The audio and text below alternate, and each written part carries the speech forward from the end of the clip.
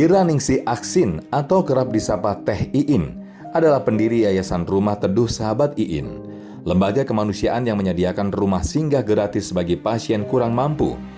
Ia mulai aktif dalam kegiatan sosial sejak 2011, membantu pasien duafa secara mandiri, lalu meresmikan kegiatannya melalui sebuah yayasan. Saat ini tercatat belasan rumah teduh yang berada di ibu kota provinsi Jawa Barat, Bandung, dan beberapa rumah teduh lainnya di wilayah Indonesia. Teh Iin memberikan tempat tinggal sementara bagi pasien dan keluarganya yang sedang berobat, terutama bagi yang tidak memiliki jaminan kesehatan. Lokasi rumah teduh yang tidak jauh dari rumah sakit ini dapat memudahkan pasien selama menjalani masa penyembuhan. Berawal dari latar belakang pendidikan pariwisata, Teh Iin kini dikenal sebagai sosok filantropis yang berdedikasi menghadirkan keteduhan bagi sesama melalui gerakan sosial yang tulus dan berkelanjutan. Seperti apa sosok Teh Iin? Saksikan dalam Sah Selalu Ada Hikmah bersama Koh Denny Slim.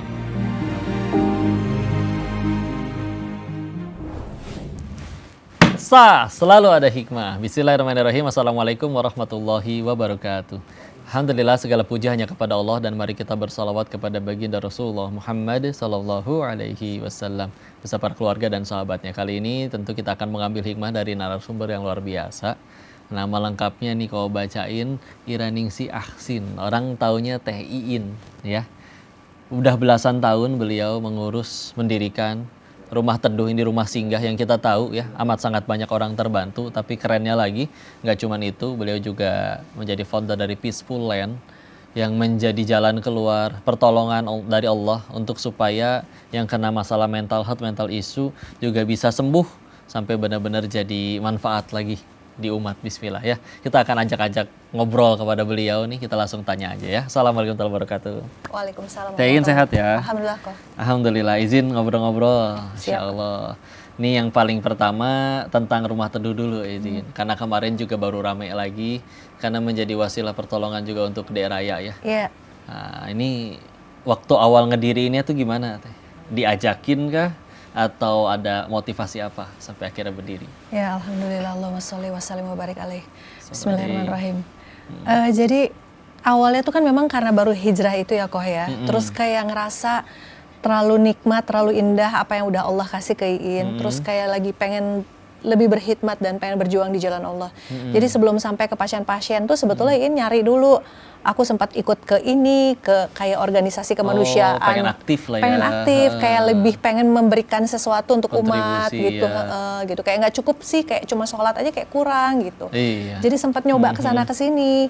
Nah terus, tapi ya memang Allah panggilin untuk ngelihat kondisi pasien-pasien miskin. Ini ngerasa kok kalau kita ngomong orang yang sakit dan tidak mampu, itu tuh kayak ujung-ujung penderitaan banget gitu.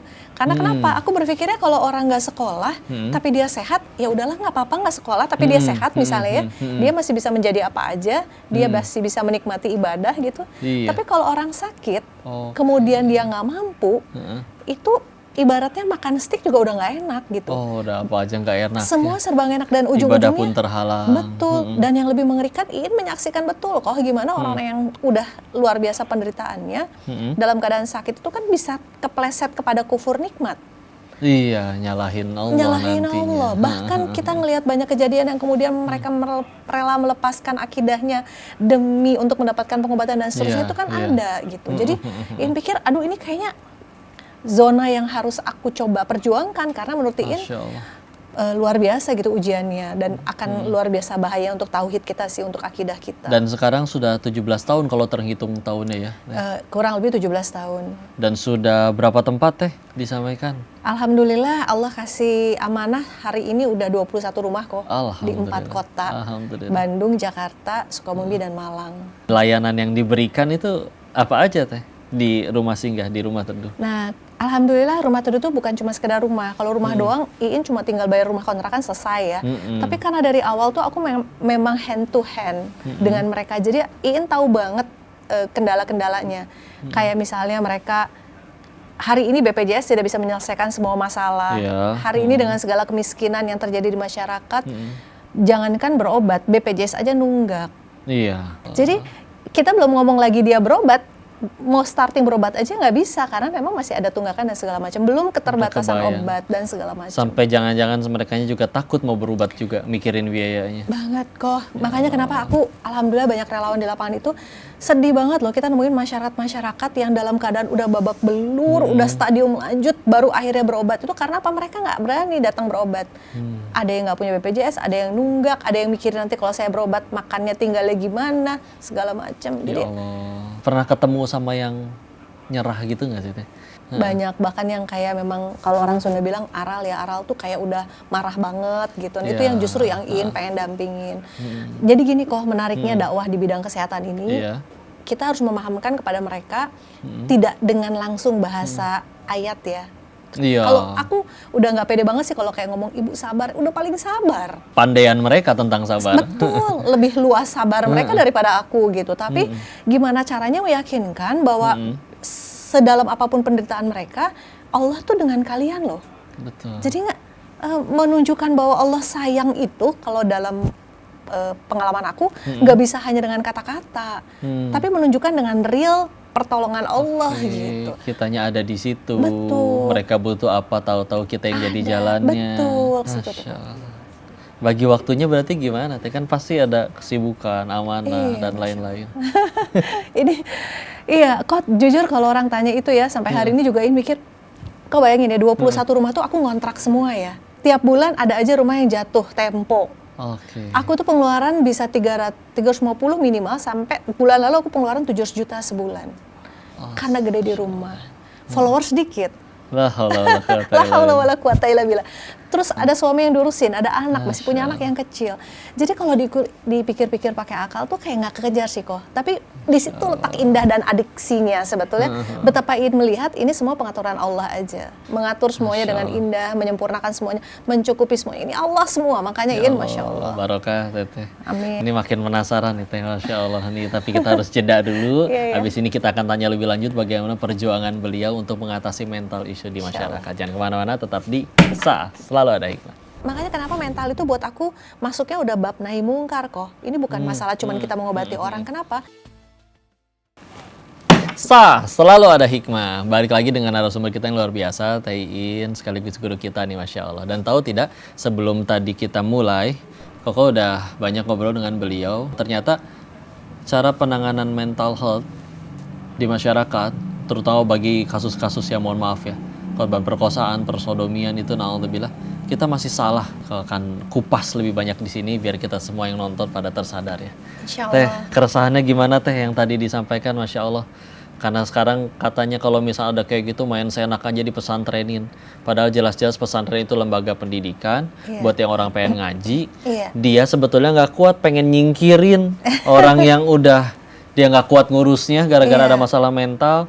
Tapi naudzubillah malah jadi nularin orang-orang sekitarnya. Betul. Dan kalau nanti pesantren dan Islam yang jelek, ada kasus dihujat Islamnya dan pesantrennya yang jadi masalah. Wah, efek berantainya bahaya ya Teh. Coba Teh gimana pencerahannya Teh? Masya Allah, la haula wala quwata illa billah. Ya, jadi karena awal itu kemudian ternyata Allah menghendaki kami untuk belajar sesuatu yang lain. Itu 5 tahun yang lalu tuh kok. Awalnya, yang Peaceful Land ya? Yang Peaceful Land. Jadi sebelum itu belum ada Peaceful Land, aku kayak ya udahlah ada anak muda 17 tahun lagi hamil, tapi dia dalam keadaan tidak sadarkan diri gitu ya, tidak sadar siapa dirinya dan ngamuk banget. Nemunya di mana tuh Teh? Di pinggir jalan sih ada yang laporin ke kita. Oke, terus? Karena ngerasa aku punya rumah singgah, dia jadi kayak nitip, boleh nggak kita nitip pasien? Tapi kan penanganan mental tuh kan nggak mudah ya. Iya, beda sama yang orang Fisik, kanker betul. gitu. Kalau kanker kan udah tidak berdaya di tempat tidur ya. Kalau ini kan ngamuknya, tantrumnya, teriak-teriaknya. Nah, dari situ terus kemudian Iin jadi belajar gitu bahwa nanganin mental itu aku nggak bisa nyatuin dia dengan banyak orang. Harus dipisah. Harus dipisah. Pernah aku sempat ngontrak rumah untuk awal aku ngerintis mental tuh ngontrak rumah. Tapi ternyata di rumah juga mengganggu tetangga yang lain sampai akhirnya aku bilang sama Allah, ya Allah, Iya. kalau memang ditakdirkan aku pegang something yang lain tentang mental issue, kasih aku modal gitu.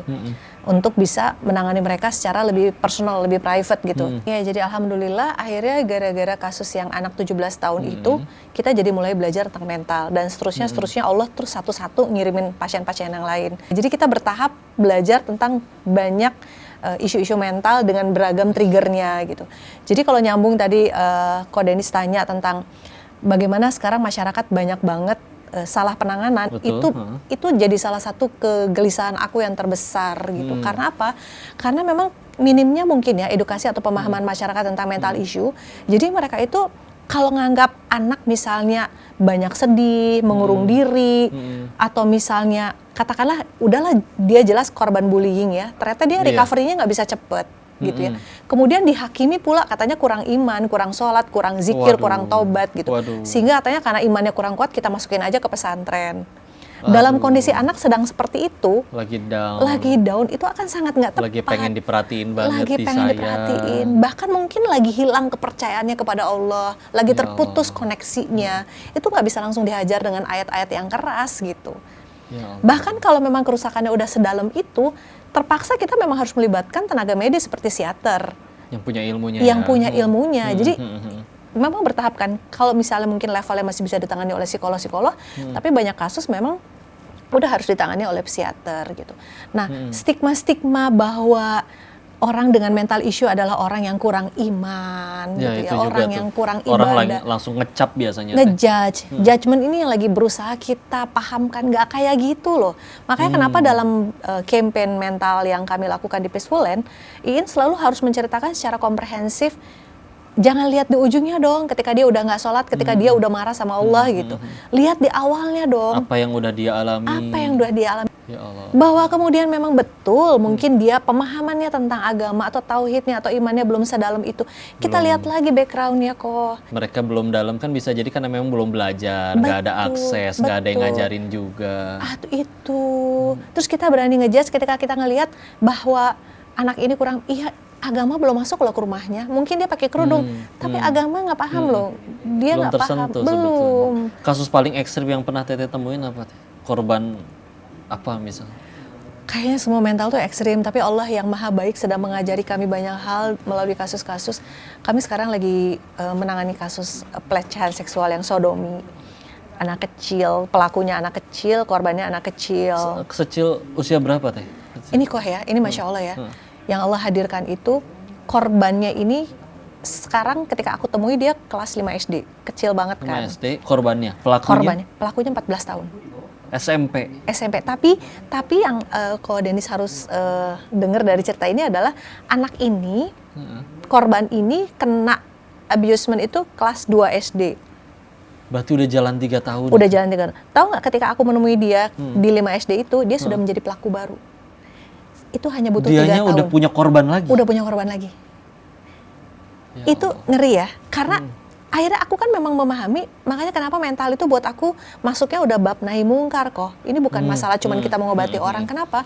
Gimana caranya supaya Iya, iya. tidak menjadi mata rantai yang tidak Iya, terputus. karena mereka pada jadi pelaku baru. Betul, itu kan terus muter. Apa nggak ini nahi mungkar masuknya? Iya, supaya diputus. nggak Supaya ada pelaku diputus. baru. Dan mereka itu bukan karena anak kecil yang kami tangani polos-polos, lucu-lucu. Mereka tuh nggak paham loh apa yang sedang terjadi dengan dirinya dan kenapa mereka sekarang jadi suka melakukan itu. Nggak ngerti kok. Mereka bahkan nggak tahu itu salah. Mereka bahkan nggak ngerti itu salah. Dan tahu nggak, orang-orang yang Allah kirimkan ke kami itu, sebagian besar karena aku emang concernnya di orang yang tidak mampu ya. Itu adalah orang-orang yang keluarganya tuh nggak punya banget, nggak berpendidikan banget, yang bahkan ngaji pun nggak bisa. Terus gimana dong? Dan anak-anak seperti ini kan bisa ada di mana aja, bisa mengkontaminasi siapa aja. Nauzubillah, termasuk orang-orang yang kita kenal. Gitu. Kenapa makanya penting banget memahami tentang penanganan mental dan gimana supaya orang benar-benar mau juga terlibat dalam penanganan pengentasan mental issue Ini ini. dia, Masya Allah pemirsa tuh. Ini nyadarin kita banget sih. Dan yang paling penting nggak boleh cuman kita nyalahin. Kan Ngejudge. mereka tuh korban, Iya. main langsung dihakimi. Iya. Padahal pun yang mereka bisa jadi kayak gitu kan, orang tuanya gimana? Harus semuanya sama-sama baik lah. Untuk itu kita jangan kemana-mana, tetap kita akan habis ini kita terima hikmah lagi dari beliau. Jangan kemana-mana, tetap di Sah, selalu ada hikmah. Nasib seorang anak itu ditentukan oleh keputusan orang tuanya. Terutama orang-orang yang dalam keadaan sudah voiceless, yang udah nggak bisa bersuara, mentally udah rusak, dia bisa sembuh atau bisa menjadi baik atau tidak kan tergantung keputusan orang tuanya. Sah, selalu ada hikmah. Balik lagi dengan narasumber kita luar biasa yang udah membuka mata kita selebar-lebarnya tadi terkait mental health di masyarakat ya. Tapi yang juga dari tadi kau pikirin adalah penasaran sih, selain karena empati dan prihatinnya beliau nih kepada kondisi yang ada, Apalagi Teh yang membuat Teteh mau segitunya loh ngurusin orang yang ya orang bilang bukan saudara, bukan siapa-siapa. Apa motivasinya? Bismillahirrahmanirrahim. Motivasi terbesar sih udah pasti karena cinta banget sama Allah. La haula wala Pengen banget ketemu Rasulullah. Amin. Dan Ya karena Allah, ngerasa sallallahu alaihi wasallam. karena ngerasa kayak terlalu banyak kesalahan, kelalaian, kehilafan, ketidakpahaman yang udah aku lakukan. Jadi kayak nggak pede sih sebetulnya. Bisa nggak ya nanti ngelihat wajah Rasulullah? Sallallahu alaihi wasallam. Jadi kayak ngerasa apa yang udah Allah titipkan di hati ini, ilmu yang sedikit, iman yang masih naik turun ini, gimana caranya aku perjuangkan gitu. Jadi pengen melakukan banyak hal yang kira-kira Allah bisa ridho dan bisa mengundang kecintaannya, karena aku nggak pede kok kalau ngomongin soal sholat, ngaji gitu, aku nggak pede gitu. Keterima nggak ya ngaji aku masih nggak benar juga, sholat aku khusyuk nggak ya, kayaknya banyak enggaknya gitu. Tapi kayak aku rada sedikit punya peluang nih kalau misalnya aku ngelakuin satu amal soleh yang moga-moga ya ini kan udah jelas nih orang ketolong walaupun Mereka semuanya jadi dengan izin saksi Allah. pasti. Mereka jadi Betul, pasti betul. saksi. Jadi kayak besar hati gitu, bisa punya peluang untuk bisa selamat di Karena akhirat kalau nanti. kita suatu saat wafat dan nyampe surga, amin ya rabbal alamin. Amin, Kalau ya mau Rabb. jujur sih juga emang sulit kayaknya kalau ngandelin amal soleh kita. Iya, Cuman iya. bisa jadi kita kalau nyampe sana pun justru karena sabarnya kita ngadepin masalah di dunia. Aduh benar. Teteh yang ngurus mereka atau bahkan mereka yang nggak ada angin nggak ada apa, tahu-tahu dijahatin, dilecehin, disodomi oleh orang terdekatnya sendiri. Iya. Makanya dari tadi Teteh bilang itu yang koko paling banyak mikirin sih justru wah ini berarti ada andil banget nih dari orang tua yang penting naksir, udah aku nikahin kamu, nggak mau belajar ngaji gimana cara ngurus anak, gitu anaknya tahu-tahu bermasalah gara-gara nggak pernah dapat asupan ilmu, nggak pernah dapat asupan gizi, orang tua yang nggak pernah hadir, anak yang tahu-tahu dijudge, dibuang, disingkirin, dijadiin korban. Jangan gitu atuh jadi orang tua dan orang sekitar. Efeknya ke orang-orang. Orang ngebully aja kan bisa jadi gara-gara nggak diperhatiin sama orang tuanya di rumah. Betul. Sampai akhirnya malah dia jadi pelaku kejahatan. Betul. Gimana teh coba teh? La haula wala quwata illa billah. Jadi memang kompleks ya yang sedang kita perjuangkan sama-sama ini kok, makanya butuh banyak bantuan dari para influencer juga untuk memahamkan ke masyarakat. Karena kau Denis bayangin ya, nasib seorang anak itu ditentukan oleh keputusan orang tuanya. Terutama orang-orang yang dalam keadaan sudah voiceless, yang udah nggak bisa bersuara, mentally udah rusak, dia bisa sembuh atau bisa menjadi baik atau tidak kan tergantung keputusan orang tuanya. Iya. Mau dikirim ke pesantren atau ke RSJ, atau mau dikurung di rumah karena malu, itu banyak banget yang kayak gitu. Karena menganggap ini aib, ditutup aja. Nah ini kan butuh effort. Sampai kita di lapangan tuh benar-benar menghadapi kenyataan, aku tuh sama orang tua tuh bisa jadi berantem karena aku pengen ngambil anaknya, orang tuanya nggak ngasih. Serahin ke kita. Nanti dikembaliin ke ibu dalam keadaan insya Allah kalau Allah izinkan sudah dalam keadaan sehat, tapi suka nggak dikasih dengan alasan sayang. Kayak gitu. Jadi ini perjuangannya berat banget, tapi tadi kalau Denis menggaris bawah itu benar banget problem kami banget di lapangan menghadapi para orang tua yang karena tidak paham itu akhirnya melakukan keputusan yang salah untuk anak-anaknya. Kalau memang bahasanya sudah diobati dengan agama segala macam, kan nggak semua kasus mental beresnya dengan ruqyah harus melibatkan ini dan itu. Jadi justru solusi dari kita tuh kok ya, salah satunya aku ngerasanya karena dia nggak berdosa, anaknya ambil sebetulnya. Anaknya diambil. Mau nggak mau ya? Mau nggak mau, karena anak ada dalam pengasuhan atau dalam kekuasaan orang tua yang nggak mampu. Sedang di tangan yang salah. Di tangan yang salah. Udah berapa orang yang Teteh tolong deh? Baik yang di Peaceful Land maupun yang di Rumah Teduh. Aduh, Masya Allah. Kalau di Rumah Teduh mungkin udah ribuan kali, karena udah dari tahun aku kan udah la haula wala quwata illa billah. Bismillah, alhamdulillah. Nggak kehitung kali ya karena jumlahnya banyak banget rumahnya, alhamdulillah udah sekian belas tahun kalau ngomongin kanker ya. Tapi kalau ngomongin mental ini bener-bener newbie banget. Aku masih berjuang meminta bantuan ke semua pihak, mulai campaign ke sana ke sini supaya orang bekerja sama untuk melakukan penanganan secara bareng-bareng kita sama-sama gitu, karena kasusnya terlalu banyak dan beberapa tahun terakhir ini memang mental meledak luar biasa karena pengaruh teknologi dan segala macam. Karena mental hari ini menjadi satu kasus yang mengerikan dan tidak banyak orang yang paham dan kita nggak punya banyak solusi untuk itu. Makanya aku perjuangkan habis-habisan Peaceful Land ini karena moga-moga dengan yang satu ini bisa jadi role model sehingga orang lain juga paham how to handle atau juga mau terlibat untuk mau melakukan hal yang sama. Masya Allah. Insya Allah. Masya Allah Teteh, kalau Kau ingat ada satu orang bersaksi aja atas kebaikan kita dan Allah tahu. Allah. Itu cukup insya Allah untuk Allah. menjadi syafaat bagi kita buat pulang ke surganya Allah. Ini tadi sudah ribuan orang, Masya Allah. Amin ya Rob. Dan kami pun ikut menjadi saksi ya. Dan kau pengen mengajak semua yang nonton, yang ngeliat, yuk tergugah. Dan yuk bantu beliau. Kalaupun nggak bisa ikut bantu, minimal doain ya. Tapi kalau pengen lebih, ada medsosnya beliau di bawah. Kunjungi, hubungi beliau, bantu apa yang bisa dilakukan. Kamu punya follower, gunain follower kamu. Kamu punya rezeki, itu dari Allah, bantu buat orang lain. Ya, Teteh makasih banyak. Alhamdulillah. Waktu juga yang misalnya nanti kita mudah-mudahan bisa kolaborasi lebih lanjut. Mudah-mudahan jadi amal soleh bersama. Untuk itu pemirsa, nah itu dia obrolan kita tadi dengan guru kita Ustaz Zain, Masya Allah, yang menjadi inspirasi bagi kita. Mudah-mudahan tergugah.